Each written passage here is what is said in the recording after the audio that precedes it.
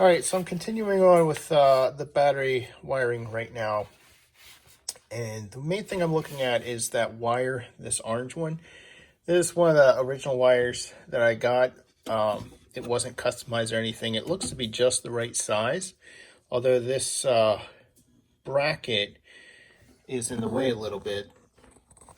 And these are just, I think they're called A-frame brackets or something. They're used to tie down wooden posts to concrete at the bottom of them.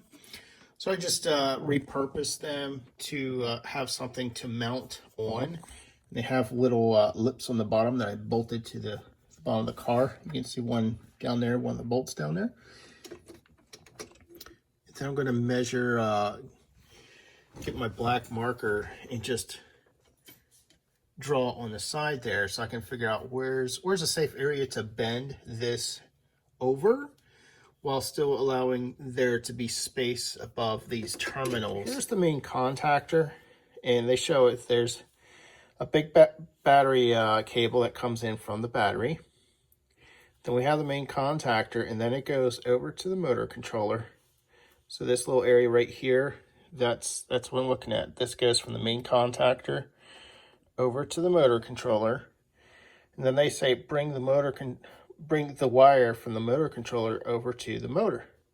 So it would mean I need another wire coming from here going to the motor over there. Now, the thing is, it's going to be difficult to get this wire in there, let alone two wires, because the bolt's only so thick that you could put X number of battery lugs in there. And it gets very difficult when they're sitting on top of each other, especially because that's a 90-degree lug. It just brings in a whole lot of hurt.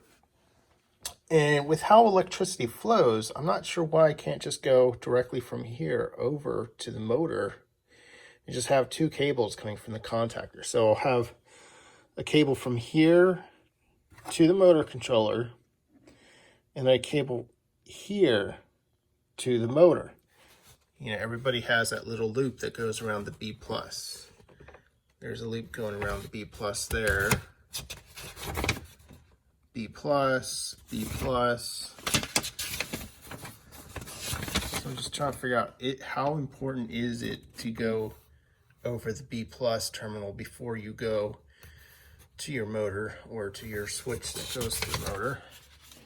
Okay, I ended up making my marks and I actually tried it twice, but I found this case. It's a little thick, so that's the amount of space I want above those terminals. Laid it flat on the case because there's a bit of space here, so you can see there's much of a gap. Anyways, I'm trying to use this Dremel bit on the end here, and I think I have the wrong bit for the job. All right, I've decided to swap out what kind of tool I'm using on the end of this Dremel. Definitely a better tool for the job. I've gotten a bit deep in there.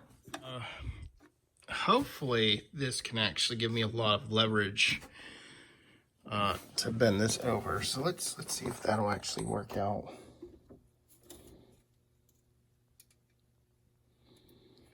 Yeah, it's bending too much further down. So I might need something to hold this back just below where it bends. All right, I did have another wrench. I got those two when I was dealing with stuff for putting bolts on trailers. All right, we don't really have that good of a view, but let's try it. Oh. Okay, so it's obviously not deep enough, and it's actually starting to bend, so you can see how bad this is. I now have a curve.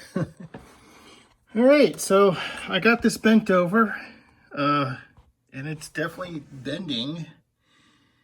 So there's the question of, do you want it done professionally or do you just need it to work? Okay, so I got the two ends bent over.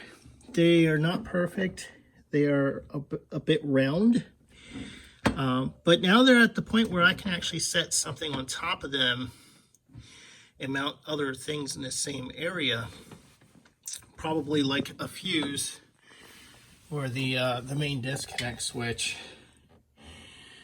So I think I'm going to call it a night.